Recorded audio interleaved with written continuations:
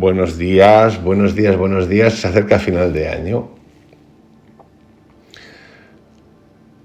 y es momento de preguntarse un montón de cositas, de mirar y de ver. No voy a hacer una revisión todavía, ya la haré en su debido tiempo. Y igual hago la meditación de fin de año, iba a decir de fin de curso también. Pero quiero abrir un nuevo capítulo, un nuevo podcast que tiene que ver con lo titulado Ideología, Poder, Meditación.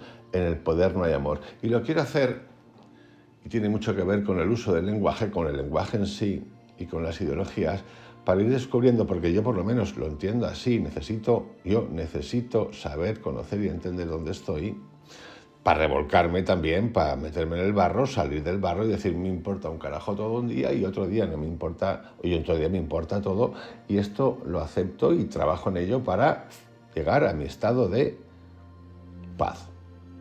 Y vosotros llegaréis al vuestro como queráis llegar, y eso está fantástico. Y sí, necesito preguntarme, saber, conocer el origen de las cosas, como ese podcast que estoy haciendo acerca de la historia del infierno o de los infiernos, porque me ayuda un montón, hasta filosóficamente, conceptualmente, mis pensamientos, a saber este concepto de terror, de castigo, de ahí azote, que nos han contado culturalmente tan bonito y que quiero saberlo. Y también me gusta cuestionar, porque al final el ser humano es el que ha escrito los textos del año de la castaña, 1000, 2000 años, 3000 años, 7000 años, hasta los dibujitos de las piedras, que otros seres humanos los interpretan y a veces tienen esta tendencia a decirnos qué es lo que es y que entonces tú no sabes porque no conoces o porque no te da las neuronas. Pues no. Desobediencia total, desobediencia, amo la desobediencia. Bueno, un día la trascenderé, cualquier día de estos. Y sí, y entonces en ese sentido, que tiene que ver mucho con la meditación, he decidido abrir un nuevo podcast que tiene que ver con qué es la ideología, cómo el poder no es amor y que sirve de meditación para ayudarnos a ver, nada más, a mí me ayuda a ver, cada uno, yo no sé si ayuda o no ayuda. De hecho, ya he dicho muchas veces, este canal, entrar en libertad y salir en libertad, pues lo dice todo. O sea, entras, sales, te gusta, no te gusta. Puedes decir, pues mira, vaya castaña de vídeo, hoy te has ido para la izquierda, o te has ido para el infierno, o te has ido para la derecha. Hoy no te entiende nadie, que suele ocurrir, esto suele ocurrir. No sabemos dónde estás, o no sé dónde estás. Pues de esto va, de saber dónde estamos cada uno. Entonces, como decía, en ningún momento este canal está construido para agradar a todo el mundo, porque ya sabéis que es imposible. Está hecho para cuestionarnos. Y dentro de ese cuestionamiento, pues yo particularmente entraré a responder a gente que pregunte como yo os pregunto. Y nada más, si es que no hay nada más. Porque si no, no entraríamos en libertad, saldríamos en libertad. Si no, seríamos doctrinarios. Esto quiere decir que cada uno de nosotros individualmente no tome acción en su vida hacia lo que crea y esté convencido, seguro, de dar movimientos. Pues por supuesto que sí, es que estamos ahí. Solo que en el fondo yo no tengo ninguna duda, más allá de los revolcones que nos pegamos todos los días en nuestra búsqueda por la felicidad, el trabajo, la seguridad, la certeza, los hijos, los abuelos, los padres, los hijos, el Espíritu Santo, no tengo ninguna duda de que todos queremos lo mismo. Y en ese todos queremos lo mismo, resulta que en este mundo material y en este mundo espiritual contado desde los espirituales que están en los materiales, hay poder. Y como hay poder y existe el poder y hay leyes, y nos da todo el mundo por pensar o creer que hay más allá, porque si no, no existirían las religiones, a mí me gusta investigar, preguntarme, pero sobre todo para mí, y me gusta compartir.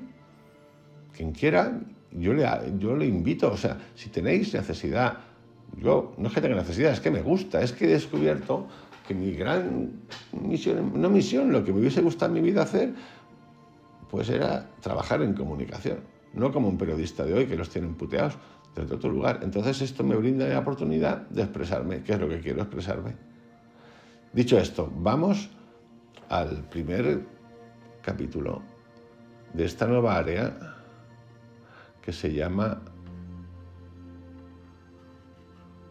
o que he titulado el podcast en general, En el poder no hay amor, y cuyo primer capítulo es Ideología, Poder, Meditación, el código.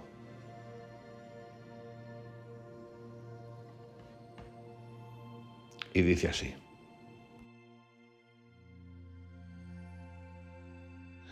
Comenzamos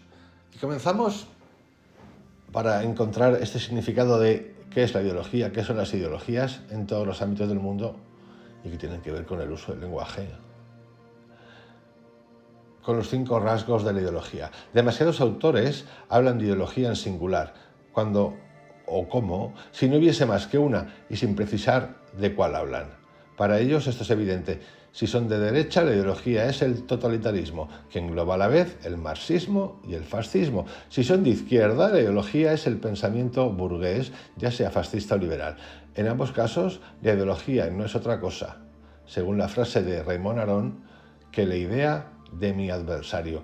Eso es importante que entendamos este primer concepto de ideología. Ideología como la idea de mi adversario. Para escapar a este maniqueísmo, intentaré dar una definición de la ideología tan operante como sea posible. El examen histórico nos ha mostrado que el término es siempre peyorativo, y esto es lo que lo distingue de sinónimos como teoría o doctrina. Se profesa una doctrina, pero se denuncia una ideología. Nadie dirá, tal es mi ideología, aunque hoy en día sí que se dice. Algunos partidos de izquierda, es cierto, hablan de sus luchas ideológicas, pero es que aquí el adjetivo es menos despreciativo que el sustantivo, como si ideología significara no lo que es ideológico, sino lo que no es más que ideológico.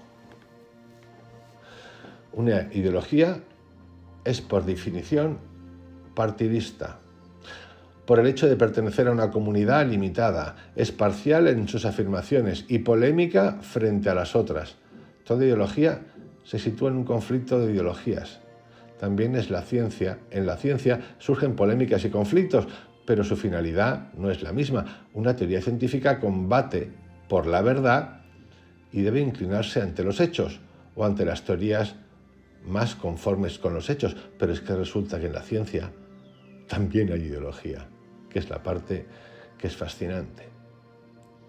En cambio, una ideología combate para vencer, lo que significa que se impondrá, no solo mediante razones y pruebas, sino también mediante una cierta presión, que puede ir desde la seducción hasta la violencia, pasando por la censura y la ocultación de hechos. Y aquí es importante que empezamos a entender que esto de la ideología no solo es producto de religiones y partidos políticos. La ideología está en las corporaciones. Lo gracioso de esto, o lo interesante de esto, es que la corporación grande puede subyugar la ideología para crear otro tipo de ideología, abrir el abanico de la ideología.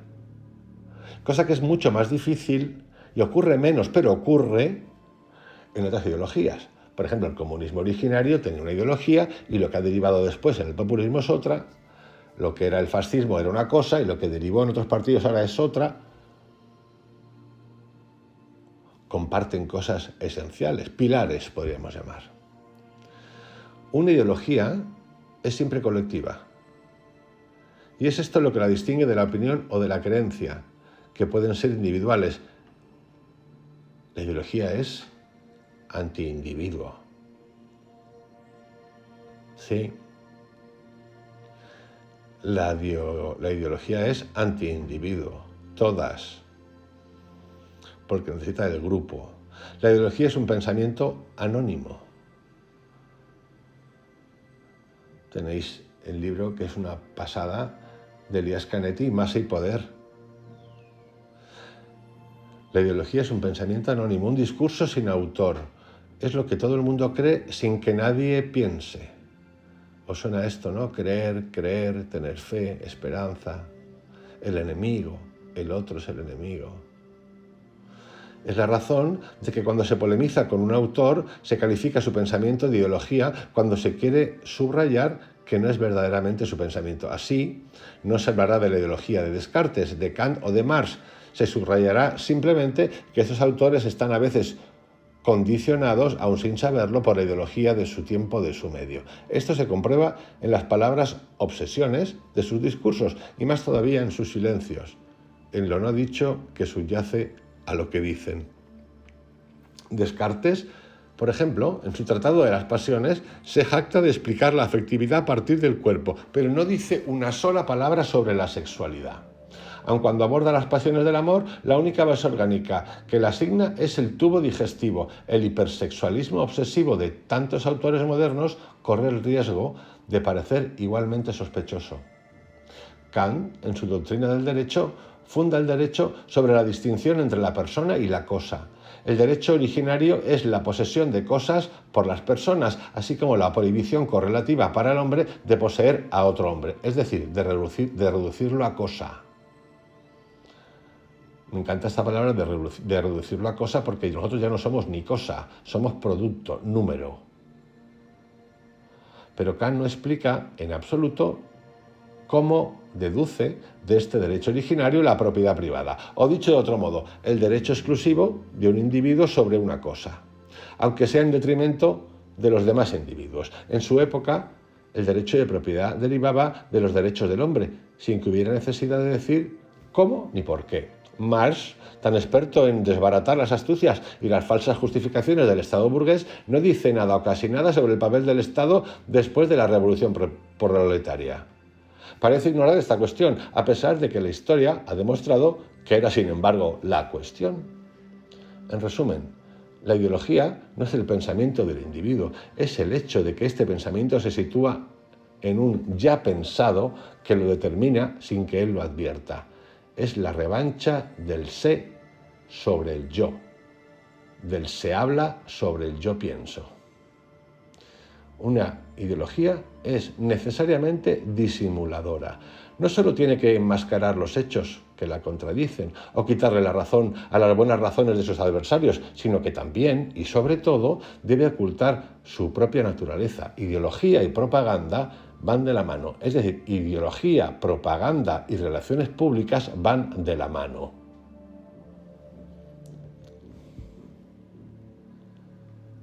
Y sí. Y no penséis por un momento, vamos a poner un ejemplo. Por ejemplo, estos jugadores como Karim Benzema, Ronaldo, que se han ido a Arabia Saudita, un país de no derechos, y que le han seguido todas sus marcas. Uno, con poder, con el disimulo, que es de lo que está hablando ahora, puede tapar lo que le dé la gana y más, y seguir quedando limpio. Limpio. Seguramente muchos más ejemplos. Si reconociese su esencia de ideología, se destruiría, como la luz suprime las tinieblas. Por eso se hace pasar siempre por otra cosa que lo que es, por la ciencia, por el buen sentido, por la fe, por las pruebas, por la moral, por los hechos. De hecho, el otro día hice un audio-vídeo acerca de los orígenes del cristianismo, que la gente se pregunta, ¿pero cómo pudo surgir esa cosa ridícula pequeña? Pues bueno, pues ya lo explicamos, porque se plantaron ante una panda, pero luego degeneró y mal. Y sí.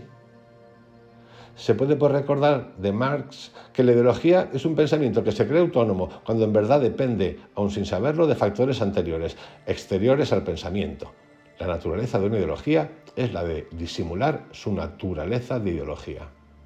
Y sin embargo, toda ideología se cree racional y defensora del otro, de los derechos del otro, pero todas, yo creo que no hace falta mirar mucho, ¿no? El comunismo, el populismo, defensores de todo, ruina total. Pero luego tenemos el capitalismo, nepotismo, ultraliberalismo, neoliberalismo, fascismo, todo es el bien en desastre.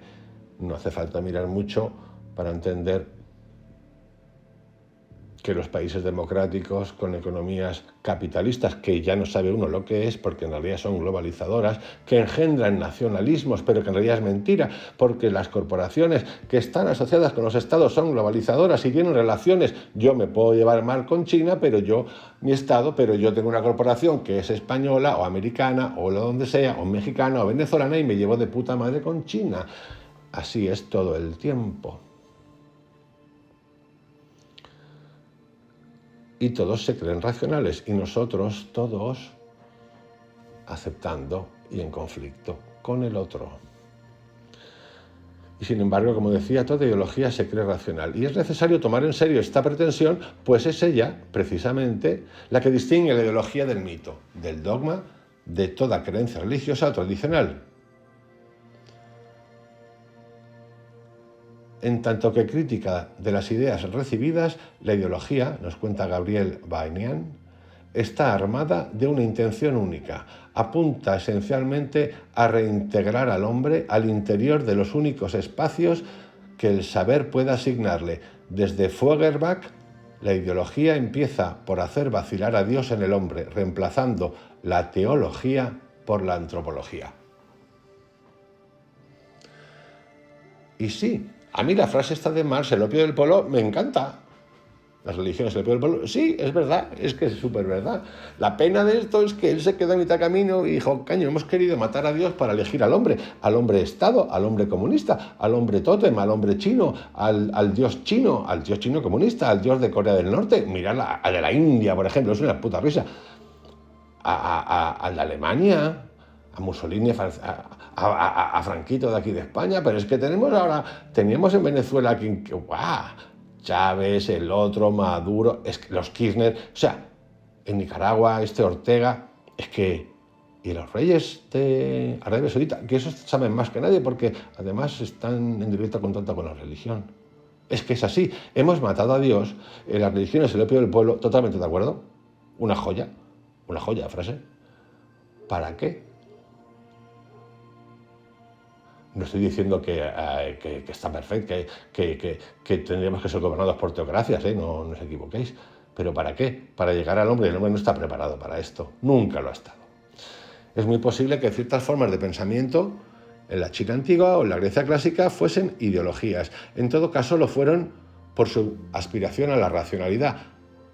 Pero yo pienso que la ideología es una realidad moderna. Resulta significativo que el racismo como ideología haya aparecido a finales del siglo XVII con el nacimiento de la biología científica y que se haya desarrollado con esta y gracias a esta. Hasta entonces, el racismo se basaba en mitos o dogmas religiosos como el del judío deicida. El racismo moderno, por el contrario, pretende apoyarse sobre la historia natural y sobre la genética, cuando afirma la inferioridad e incluso la nocividad de ciertas razas, lo hace en nombre de la ciencia. Hay gente que piensa así. Y sí, antes y todavía hay gente que piensa así, no tener duda. Pero os podéis sorprender, porque no solamente es de la ciencia. Hay gente, igual que hay gente que señala a la derecha o ultraderecha que dice que es racista, hay gente de la izquierda, superizquierda, que es racista.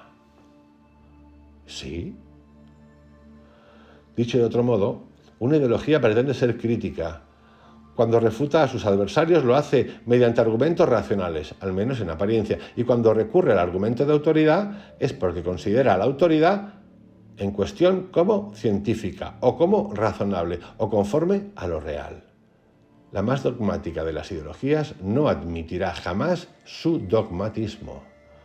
Por eso el comunismo no admite su dogmatismo, la Iglesia Católica tampoco, el Islam tampoco, los judíos ortodoxos tampoco, el liberalismo tampoco, el nepotismo tampoco, la burocracia tampoco, los sistemas religiosos tampoco, los gurús mundiales que tienen miles, millones de seguidores tampoco.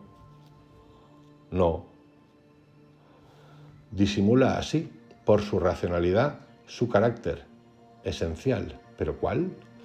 Recordemos la célebre fórmula de Marx que dice: las ideas de la clase dominante son las ideas dominantes. Aun si se rechaza la lucha de clases, la primacía de lo económico, la existencia en cada época de una ideología dominante, hay que admitir aunque no sea marxista, que Marx ha puesto el dedo en la llaga en un punto esencial, la relación entre la idea y la dominación, que es lo propio de toda ideología. Lo que distingue a esta de la ciencia, del arte, lo que hace de la ideología algo muy diferente de una simple visión del mundo, es que está siempre al servicio del poder. Y recordar, el poder no es amor. Y hemos querido cambiar a Dios por una panda. Y su función es la de justificar su ejercicio y legitimar su existencia, eliminando al contrario. Porque si no, no habría conflicto. Si estuviéramos dispuestos a negociar, fijaros qué cosa, ¿no? No habría conflicto. Pero resulta, el otro día hice un audio acerca de Sapolsky, el biólogo de Stanford, y el psicólogo canadiense Jordan Peters, acerca del estudio de la teoría de juegos y la teoría de la comunidad. Y resultaron que al final lo que mejor funcionaba de todo era el palo zanahoria. Me das, te doy. Negociamos, sí. El tit por tat. Me arreas, te arreo. Negociamos, sí. Te has pasado, te arreo. Y además de eso, no guardar rencor. Naturalmente, el poder del que se trata es colectivo. Es el que ejerce un grupo social sobre otro, como se ve muy bien en las expresiones ideología de clase, ideología racista, nacionalista. Por otra parte, el servicio que le presta la ideología al poder es específico. El poder puede utilizar a la ciencia, por ejemplo, para la guerra, o para la propaganda, o para un virus. Repito, o para un virus, en el caso de España y de muchos países, para un virus, pero no para un virus, para controlarnos a todos de manera descarada. Sí, era un gobierno, sigue siendo socialista, populista y alguna cosa más que había por ahí. Esos que pegan tiros. Pero en Estados Unidos fue menos, pero igual. No como aquí, lo de Europa fue un escándalo, lo de Australia fue el escándalo y medio, lo de China también. Pero no lo utiliza. El poder puede utilizar a la ciencia, por ejemplo, para la guerra o para la propaganda, buscando control.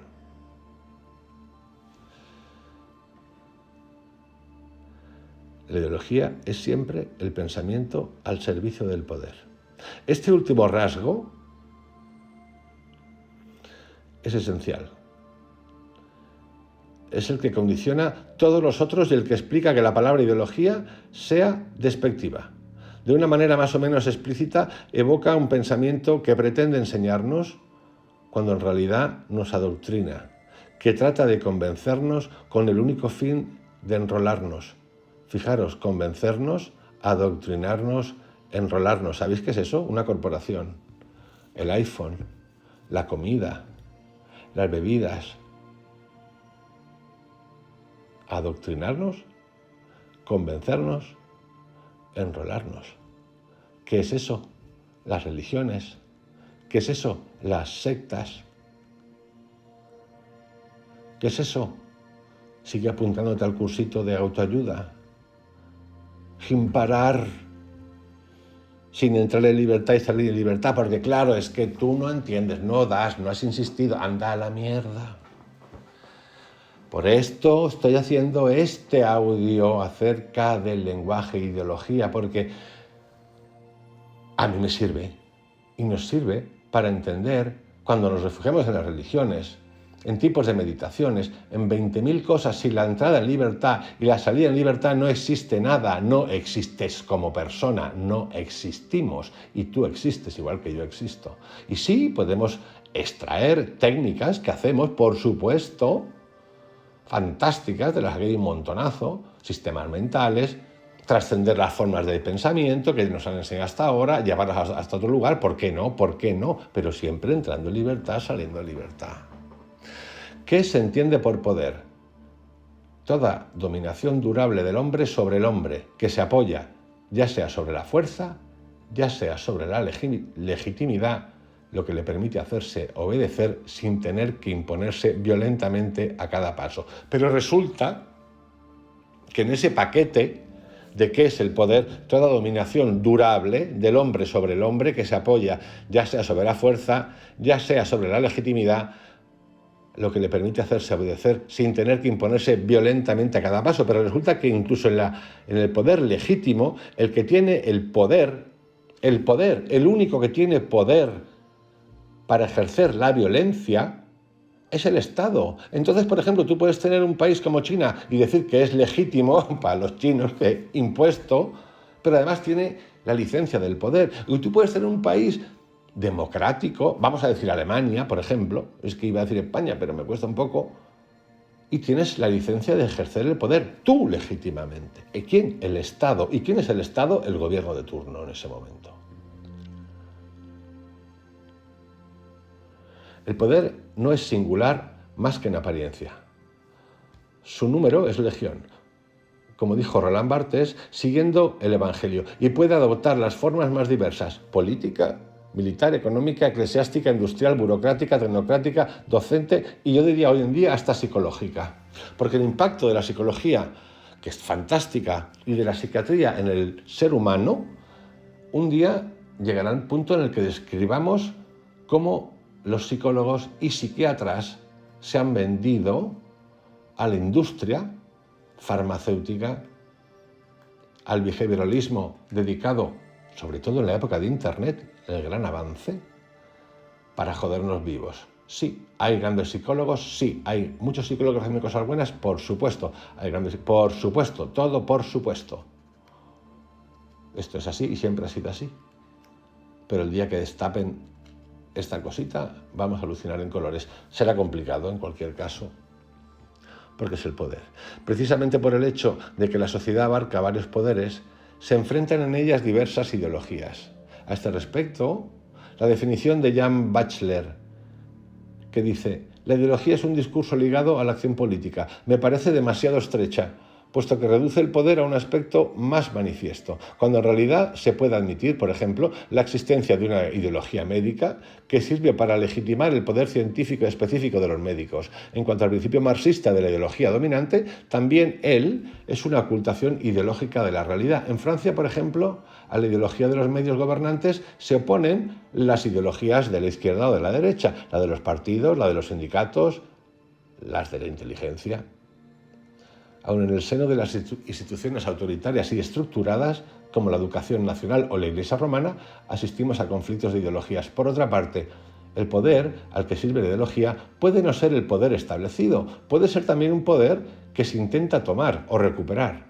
Puede ser igualmente una dominación implícita, poco codificada, como la del hombre sobre la mujer, la del adulto sobre el niño, la del colonizador sobre el colonizado. A partir de aquí, yo distinguiría tres tipos de ideología, pero fijaros si la cosa es más interesante, porque esto es poder, poder, poder, cuando en los países europeos que hay funcionarios, no sé, en otros de América tú los puedes despedir, aquí son funcionarios de carrera, y si tú vas filtrando, por ejemplo, imaginaros en la época de cuando gobernó Franco y entró la democracia, todos esos funcionarios que habían ahí eran prefranquistas, o sea, muchos de ellos afiliados a Franco.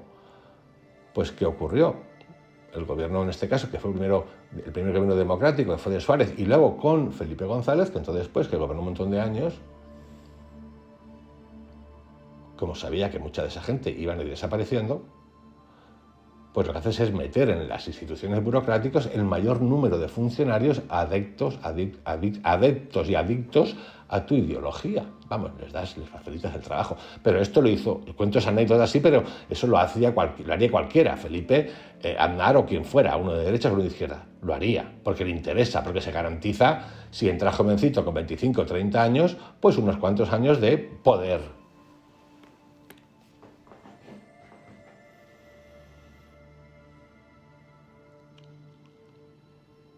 Así continuó.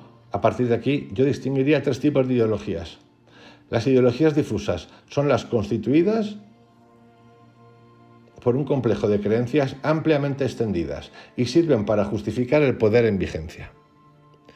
Existe una ideología difusa de los burócratas, lo que acabo de hablar ahora, de los militares, de los médicos, de los docentes, así como también existe una de los políticos que mantienen el orden establecido. Estas ideologías son inconscientes y no se expresan más que cuando se ven cuestionadas. Por ello resulta difícil analizarlas. Otro tipo de ideologías son las sectarias, propias de tal o cual minoría que aspira a tomar el poder. Se halla en abierto conflicto con la ideología difusa, con las ideas recibidas. Mientras que la ideología difusa justifica la inmovilidad, consagra el estado de hecho como natural o inevitable, la ideología sectaria desprecia lo que está y predica el cambio. Y esto es así tanto para ideologías reaccionarias como revolucionarias. Por otra parte, como están constantemente sometidas a la contradicción, esas ideologías son explícitas y en general bastante estructuradas. Es pues fácil identificarlas. Ellas mismas tratan de manifestarse, pero no como ideologías. Se llaman a sí mismas doctrinas, sistemas, pensamientos, etc. El hitlerismo, la ideología sectaria por excelencia, se definía como una Weltanschauung. Sus cursos de adoctrinamiento se llamaban Instrucción para una visión del mundo, pero es que estos cursos de endoctrinamiento existen, por ejemplo, en Cataluña. Es más, estos cursos de endoctrinamiento o adoctrinamiento yo lo he tenido aquí en mi canal a nivel pequeño con Google porque una editorial ha saltado diciendo que yo no puedo utilizar el título de un libro que ha escrito un señor y que haya publicado porque es copyright y que deberían castigarme. Y efectivamente me castigaron 3 meses más un curso de Google que si no lo hacía no me quitaban la falta. Ahí tenéis ejemplos. Estas cosas pequeñitas, en las cosas pequeñitas existen muchos secretos.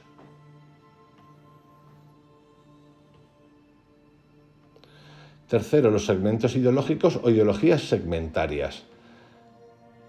Entiendo por tales los complejos de creencias que se encuentran dentro de ideologías muy diferentes, difusas o sectarias, por ejemplo, el nacionalismo, el racismo, el clericalismo, el sexismo. El clericalismo existe en diversas religiones. Los argumentos de los diferentes nacionalismos son idénticos, así como idéntico su vocabulario, solo cambian los nombres propios. También, en ese tercer sentido, la ideología sigue estando al servicio de un poder, aun cuando dicho poder esté poco institucionalizado. El nacionalismo afirma el poder de una nación sobre otra o contra otra. El sexismo, el poder de los hombres sobre las mujeres. Y en cuanto al racismo, ha servido para justificar la esclavitud, la colonización, la explotación, el exterminio. Y cuidado, porque no solamente es entre naciones, en las mismas naciones ocurre y ha ocurrido. Estamos analizando todo. Emplearé de ahora en adelante la palabra ideología para designar una u otra de estas 3 especies que suelen confundirse con frecuencia. El maoísmo, sectario en Europa, parece haberse convertido en una ideología difusa en China. El antisemitismo, segmentario en Alemania anterior a Hitler, se vuelve con una ideología sectaria, y así sucesivamente. Como veréis, este asunto de la ideología es muy importante. A mí me lo parece igual que la historia del infierno, de los infiernos, porque simplemente, en mi opinión, tratando con esos 2 textos, la historia del infierno o del concepto de mal o de castigo, o la historia de qué son las ideologías, todas desde el lenguaje, nos da una plataforma para destapar de manera sencilla el frasco del control. Todo el tiempo. De la tontería. Del paquete cuando hacemos grandes meditaciones, ponemos esa cara de bobos, me dejé de fumar, me dejé de beber, me dejé de coger, me dejé de vivir, me dejé y me convertí en piedra. Lo siento decirlo así un poco grosero, pero es que me apetece decirlo así un poco grosero porque siempre lo he pensado, la verdad. Cualquier cosa menos pensar por nosotros mismos. Siempre marcados o por el afuera que te dice cómo tienes que vivir. el rollo del desapego. Desapégate, pero apégate a mi secta, a mi rollo, a mi casa, Haz un curso, cultívate, emocional, no sé qué, y no has acabado el curso que es para experimentar, para sentir. Y digo, hostia, ahora pongo en marcha eso, y no has pasado ni 3 horas y ya te están colocando, apúntate que te va bien. ¿Cómo que apúntate que te va bien? Me cago en la puta. Pero si todavía no he tenido tiempo de hacer ni la digestión. O el rollo melifluo de hablar. Escucha, tronco. ¿De verdad? Por eso me interesan estos 2 aspectos en particular, yo diría en este año, que son esa historia de los infiernos y esta historia de las ideologías, para entender el ser.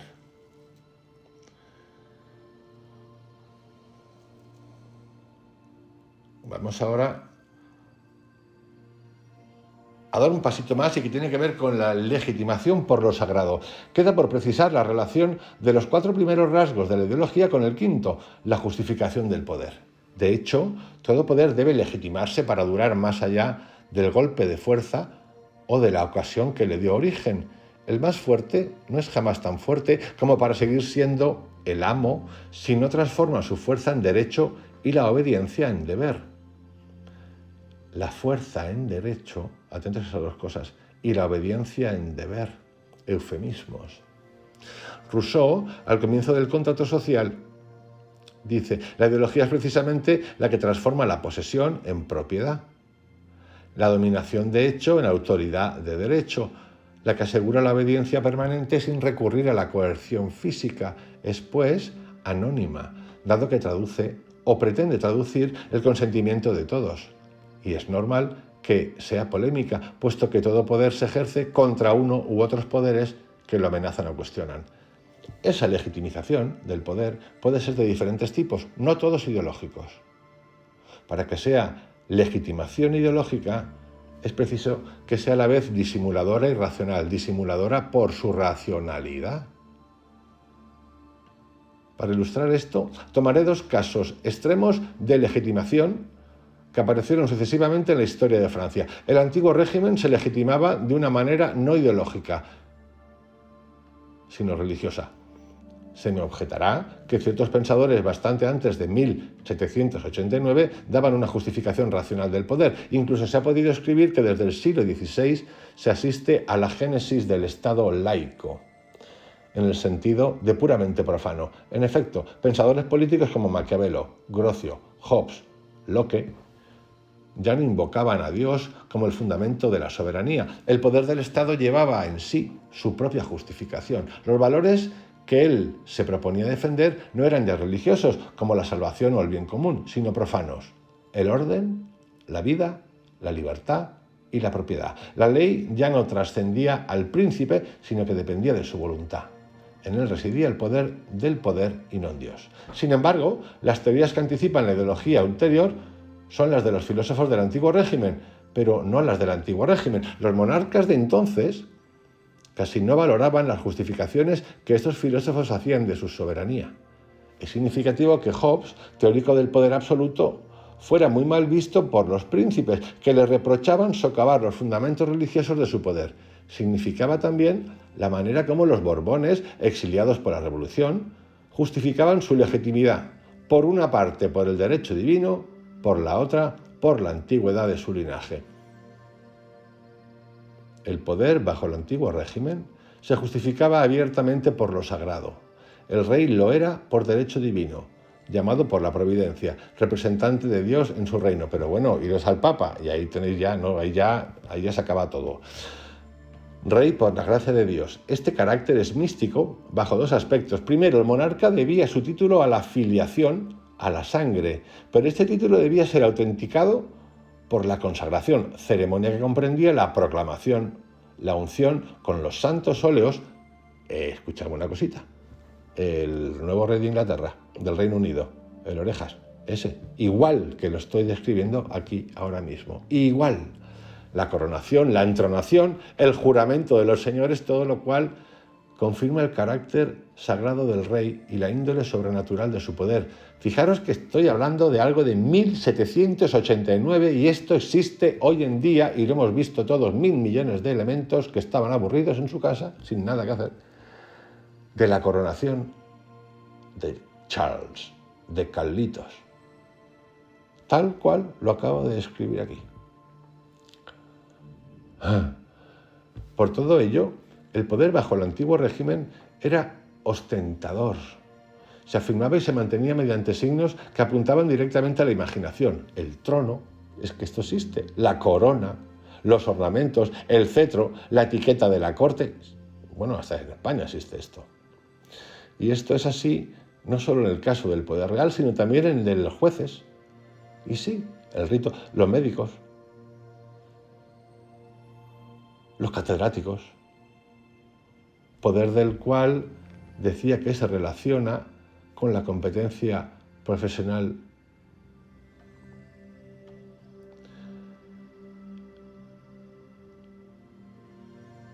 Y seguimos ahora con un pasito más con la legitimación ideológica.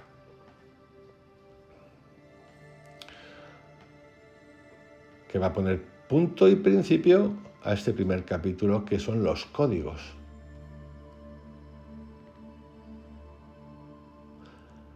Los médicos, los profesores, los jueces, en muchos lugares no necesitan ponerse toga o birrete para imponerse.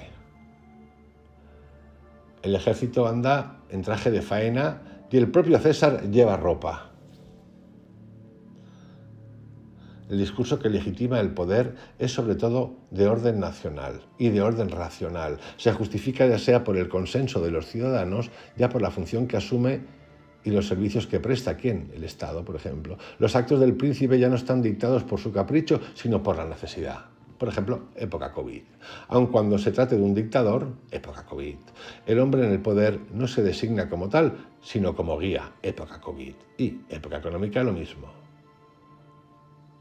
O como gran timonel, que significaba, por ejemplo, el duce y el Führer.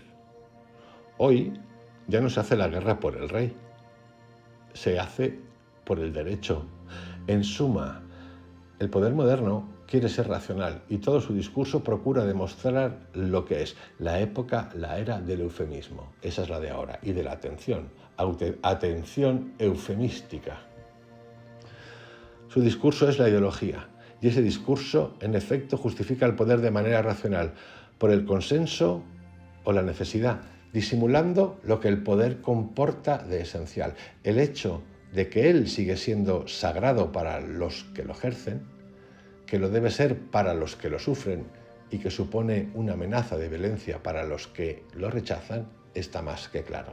Debemos entendernos sobre el alcance de la palabra sagrado, que puede adoptar sentidos diversos según las culturas y aun en nuestra propia cultura. Por ejemplo, hoy en día, el catolicismo, Irán, este sagrado puede designar una divinidad, pero también el orden establecido. China es casi sagrada, pero el orden establecido también está en las filosofías meditativas. En la gente que solo los gurús que solo hablan de ellos. Y a lo mejor no fueron ellos, sino fue la pándaga de discípulos afectados que salió después. Solo este. Yo qué sé, como si yo solo hablo mucho de Krishnamurti, pero escucha, en este canal creo que hay más a día de hoy de 40 o 50 autores distintos y algunos hasta pensadores distintos, por ejemplo, de Krishnamurti o de tantos otros. Puede designar una divinidad, pero también el orden establecido, la vida, la nación, la ley, la moral, la libertad, la dignidad humana, la belleza, la verdad, el derecho. Sin embargo, siempre esto será lo sagrado, lo que el hombre no puede disponer por sí y no puede disfrutar, no puede destruir. En definitiva, lo que no puede ni tocar, ni conocer, ni nombrar. Lo sagrado es el ganz andere, el totalmente otro. Transgredir lo sagrado es violencia. El acto violento por excelencia, el sacrilegio. Ahí tenéis por qué la liamos parda cada vez que nos metemos con las religiones. Transgredir lo sagrado es violencia. El acto violento por excelencia, el sacrilegio. Por eso si yo me meto con el Papa o con los musulmanes, estos radicales ultra de asesinos que matan, digo que el papado en realidad es una antivida porque no permite tener hijos a los que son sus evangelizadores, pues estamos cagados. O si me meto con el budismo que documentado, un documental de arte con el Dalai Lama por en medio, filmado y todo, que le cuentan los abusos que hace y no hace nada, pues tenemos un lío porque me quedo solo con lo malo, andar a mierda, exactamente, y así sucesivamente. O con el hinduismo no digamos. Repito, transgredir lo sagrado es violencia, el acto violento por excelencia. Religiones, nacionalismos, que es ideologías, la lacra del mundo, el demonio, si queréis llamarlo, el demonio, los demonios. Ideologías y religiones, por eso me interesa tanto estos dos podcasts que son el origen de los infiernos y un estudio de las ideologías, porque son eso exactamente. ¿Y eso me sirve para qué? Para meditar. ¿Para qué? Para quitarme de mochila. ¿Para qué? Para saber dónde estoy. Sí, en mi opinión, es necesario. ¿Para qué? Para mí. En cambio, lo sagrado engendra una cierta violencia, como la Guerra Santa, las bacanales, la antropofagia y más genéricamente el sacrificio, pero esta violencia no es percibida como tal, precisamente porque está legitimada por lo sagrado de donde procede. Ya me contaréis lo que está pasando ahora, no hace falta que entre en detalle. Los valores enumerados, desde el orden hasta el derecho, siguen siendo sagrados. Transgredirlos se considera sacrilegio. No disponemos de ellos, sino que ellos disponen de nosotros. Se muere por ellos, se mata por ellos. La guerra por la nación o por el derecho es un holocausto como no lo han conocido jamás las religiones primitivas. El poder, bajo su forma más moderna, más racional, sigue siendo sagrado porque perpetúa, amplificándolos, los dos rasgos de los cuales se reconoce lo sagrado, el sacrilegio y el sacrificio. Por un lado, califica de violencia, crimen, sabotaje, atentado, terrorismo, etc., todo lo que lo amenaza o simplemente lo cuestiona. Por el otro, se arroga el derecho de regir la vida de los hombres, finalmente de sacrificarla. El poder sigue siendo sagrado, pero no lo dice. Dice otra cosa, desmiente su objetivo básico, con un discurso racional cuyo papel es el de legitimarlo por otra vía. La ideología es la disimulación de lo sagrado. Y aquí vamos a seguir un poquitito más hasta llegar a un punto que tiene que ver con la racionalidad, con la revolución, con la defensa del mundo libre, para reírnos un poquito nosotros y entender estas cosas.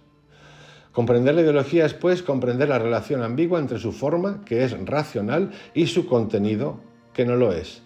Esta relación está lejos de ser clara. Es fácil comprobar, escribe André Gluckman, que la palanca de las ideologías tiene un punto de apoyo, el poder del Estado. No es posible conformarse con estas comprobaciones tan terminantes. Primero, existen dos poderes aparte del Estado. Por lo demás, si la ideología se apoya sobre un poder, también ella es un poder, puesto que transforma la fuerza en derecho y la obediencia en deber. La fuerza en derecho, la obediencia en deber. La ideología tiene el poder específico de calificar de sacrilegio todo lo que atenta contra el poder y de legitimar como sacrificio la obediencia al poder, aunque ésta deba llegar hasta la muerte. La ideología mantiene lo sagrado disimulándolo. Supongamos, y vamos a entrar ahora en la defensa del mundo libre, que un político liberal nos planteara la cuestión siguiente. ¿Usted no piensa que la defensa del mundo libre exige un importante poder atómico de disuasión? Una pregunta buenísima, y más hoy en día. Por supuesto que nosotros podemos responderle sí o no. También somos libres de responderle a nuestro interlocutor que los créditos consagrados a ese poder de disuasión estarían mejor empleados si los destináramos a elevar el nivel de vida de los pueblos del mundo libre, haciéndolo por lo mismo más atrayente. Podemos responder sí, nuclear como disuasor, no, o pasando de lo nuclear, dediquémoslo a otra cosa. Sin embargo, sea cual fuere nuestra respuesta, algo quedó sin cuestionar en la pregunta: el presupuesto de que existe un mundo libre amenazado por otro mundo que no lo es. Esta posición maniquea entre una zona de luz y una zona de tinieblas es precisamente lo sagrado que se disimula bajo la forma racional de la pregunta. La pregunta abrió un cierto diálogo, pero un diálogo cuyo campo estaba limitado por la fórmula mágica, la defensa del mundo libre. Supongamos, en efecto, que en lugar de responder sí o no, yo replico: pero vuestro mundo libre no es tal. En ese caso, quebranto las leyes del juego, rompo el diálogo, no queda otra cosa que el silencio o la violencia, siendo el silencio en este caso una forma de violencia. Y por ejemplo, este ejemplo es buenísimo, porque esto ocurre hoy en día. Estados Unidos habla de democracia y no para de negociar con China. De derechos, la primera ley, la segunda ley, la enmienda, toda mierda esta. Y España igual, habla de democracia, pero está rodeado de terroristas, comunistas, pero igual. Y España ahora y antes, por ejemplo, tuvo un ministro de Economía o de Hacienda de la derecha que se encargó de perseguir, literalmente, pero perseguir mal a gente. Y sí. Entonces dices, vamos a ver, vale, ese mundo de que no existen libertades. Y ahora te dicen, ya, pero tu mundo de libertades, ¿dónde están tus libertades? ¿Dónde están nuestras libertades, por ejemplo? Que sí, que estamos mucho mejor, de acuerdo, pero es que esa pregunta la podemos hacer. Nos pueden llamar hipócritas, somos unos súper hipócritas, pero no somos nosotros los súper hipócritas como ciudadanos, aunque solamente votamos y elegimos a Jaimito y ya está. Jaimito está ahí en la corte. Es el Estado. ¿Quién es? La ideología. ¿Quién es? Los que han decidido establecer esa ideología, la que sea. Entonces, esto ocurre siempre. No hay nadie, es como decía Cristo, el que tenga este libro de pecado que tire la primera piedra, todos callados. Sí, aquí más o menos en Europa nos va más o menos, cada vez peor, pero sí, somos unos hipócritas. Hace algunos años, el prefecto de un departamento francés decidió cortar todos los árboles que se encontraban al borde de las carreteras sobre la base de un informe técnico que resumían en la fórmula siguiente: los árboles matan, fórmula en apariencia racional. Por lo pronto, se fundaba sobre estadísticas impresionantes de accidentes automovilísticos causados por los árboles. Ciertamente, se podían discutir las implicaciones de esta fórmula, hacer notar, por ejemplo, que era posible salvar los árboles protegiéndolos con paneles flexibles o aún trasplantándolos para ampliar las carreteras. Pero lo que quedó fuera de duda fue la norma misma de la frase, su estructura sintáctica que la hacía tramposa. En lugar de hacer del árbol un complemento agente por o de circunstancia contra, se le erigió en sujeto, vale decir en culpable de los accidentes mortales. A ver, es que es brutal, porque el árbol es el árbol. El que se choca contra el árbol es la persona que conduce, no es el árbol que sale a su encuentro, porque eso también se utiliza. El árbol salió a su encuentro, pero ¿cómo cojones se va a salir un árbol a su encuentro? ¿Cómo cojones se va a mover un árbol? El ejemplo es buenísimo. Esta sintaxis, para que veáis, estamos ahora en el estudio del lenguaje de la ideología. Esta sintaxis no es inocente. Es más, si cogieras cajetillas de tabaco, yo que fumo, y veis toda la mierda que pone, que nos han llenado de fotitos, que me parece una farsa, porque al final en España el 90% de lo que yo pago es tasas. Además de que pagas tasas de la que se lleva el Estado para utilizarlo. No sabemos en qué luego, porque no da. Tienes que aguantar la imagen. O sea, el Estado recauda de la enfermedad, vamos a llamarlo así un poco, que luego se lo gasta en recuperar a la gente de las enfermedades. Pues no sería mejor, aunque yo no soy de prohibir, pero en este caso Voy a poner ejemplo. ¿No sería mejor directamente prohibirlo? O mejor dicho, quitar todas las imágenes estas de bebés, papás que se mueren, manos que te faltan, cosas de ese tipo. Digo yo, ¿no es una hipocresía?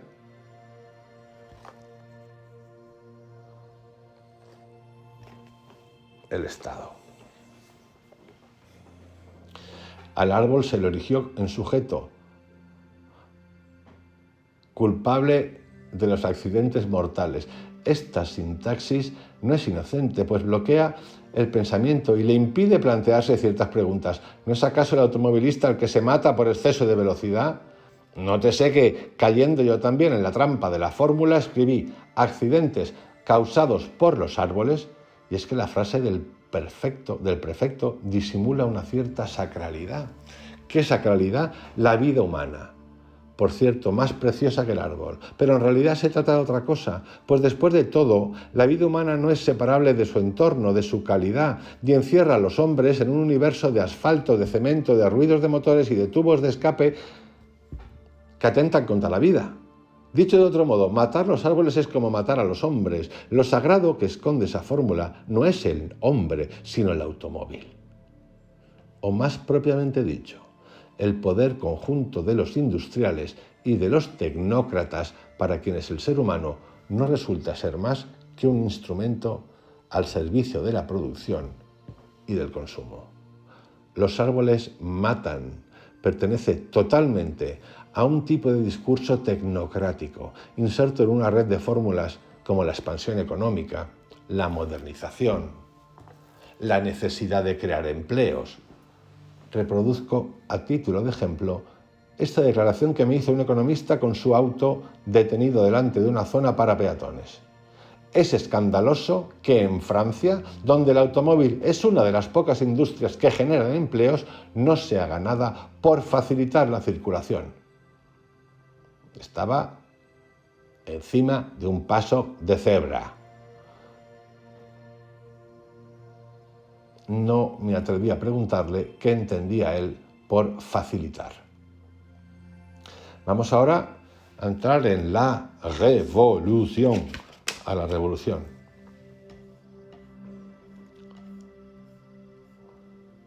Y dice así. Mi hermano Eugenio decía que el papel decisivo para poner en vereda a los intelectuales no lo desempeñó el miedo ni la corrupción, aunque no le faltaron ni el uno ni el otro, miedo y corrupción, sino la palabra revolución, a la que no se quiso renunciar a ningún precio. Esta palabra está provista de una fuerza tan grandiosa que no se comprende por qué nuestros amos tuvieron necesidad de cárceles y de ejecuciones masivas.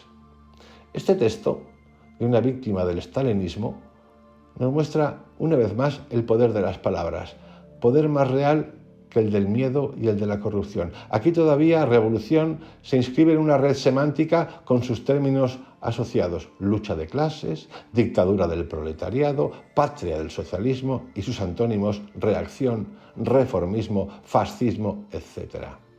Desacomodar por poco que sea esta red no es solamente arriesgarse a la deportación y a la muerte, sino volverse atrás, convertirse ante uno mismo en traidor y canalla. Las palabras tienen un poder interior más fuerte que el de las armas, por ser más duradero. Ahora bien, las palabras pretenden ser racionales y porque podemos darles un contenido, nos permiten explicar muchos hechos y hacen posible la discusión y la crítica. ¿Esta medida es revolucionaria o reformista? Son también, y todo el problema reside en comprender ese también, palabras cuya transgresión acarrea no solamente la represión física, sino la culpabilidad, la vergüenza del sacrilegio. Por ejemplo, en el vocabulario staliniano, ser reformista era lo peor.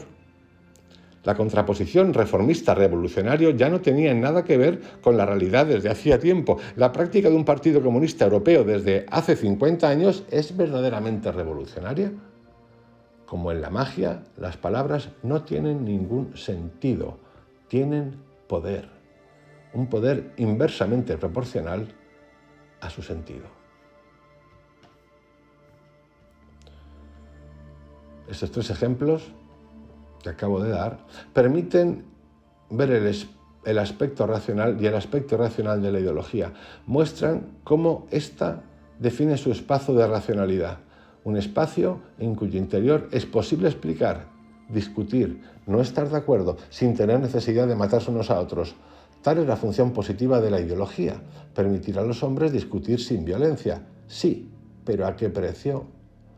El que transgrede los límites de este espacio, el que plantea las preguntas prohibidas, se consagra ipso facto a la violencia, a sufrirla o a cometerla.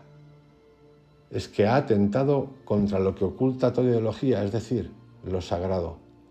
Esto se vio claramente en el hitlerismo, en el nazismo.